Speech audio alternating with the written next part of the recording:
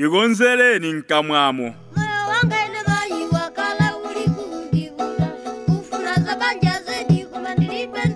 Tsikana wooneka bwino, madimpozi oyanja masaya, tsitsi lakugulu kwa anthu, koma tikonzereni mkamwamo.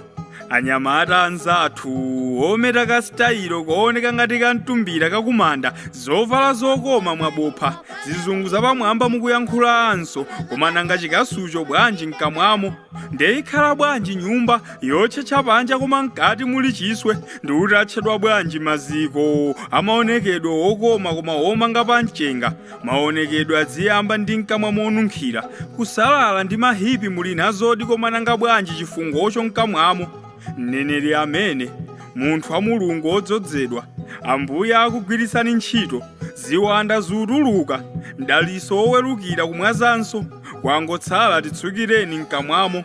Amayi amvano, aumanyano, amatodano, adorika achigwirizano, atsogwa aposto ashehe mwachenadi, koma nanga lanka mwafungoli bwanji. Tikonzereni mkamwamo.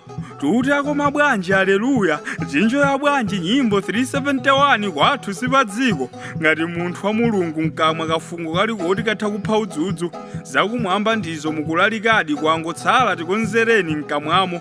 Ashado akhansala aphungu mpaka anduna, tisachite kutchulani, tikonzereni mkamwamo. Alimi anzanga, amfumu oyimba ino, aphunzitsana mwino, abawunsa achitetezo, mwatani kodi, tikonzereni mkamwamo.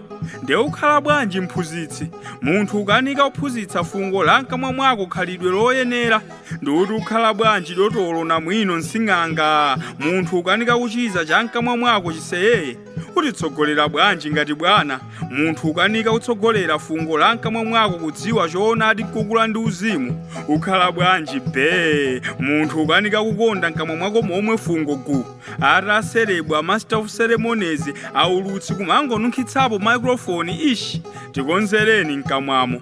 Zala kunkhwapa la nsapato la muzovala ndi malobisika tidzakambabe, koma tiyambe ndi la mkamwali limachotsa ulemu utu, koma nlophweka uthana nalo, kutsuka mano ndi mankhwala otsukira mano ovomerezeka, kapena soda mammawa komanso madzulo aliwonse, ukamaliza kudya chakudya osati usanayambe, ndithu osamatsuka ngati kuthawa nkhondo, kudekha nswachi ufike paliponse, uku kuchepetsa zakumwa zomveka tsipo tsegula zija ndi zakudya zokhala ndi shuga wambiri, ndithu kumagwiritsa ntchito mano moyenera, osati kutsekulira botolo la zakumwa ndi azinzache zoti zitha kunyonga iwo.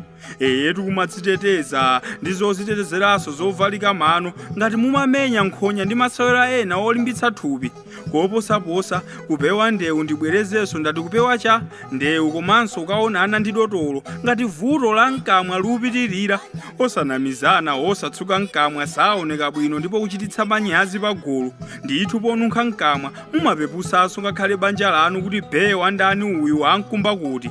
Ati ndikongozeni ndalama, ukanika kubweza fungo la mkamwa mwako kukuchita kusaweruzika ungabweze ngongole iwe adirector amene nswachi mpaka uperepeseka, koma osagula wina ufiti kapena chani, uli bebe pa nsewu, mano ali achikasu la mkamwa fungo lili wako ndani. Tikonzereni kamwamo.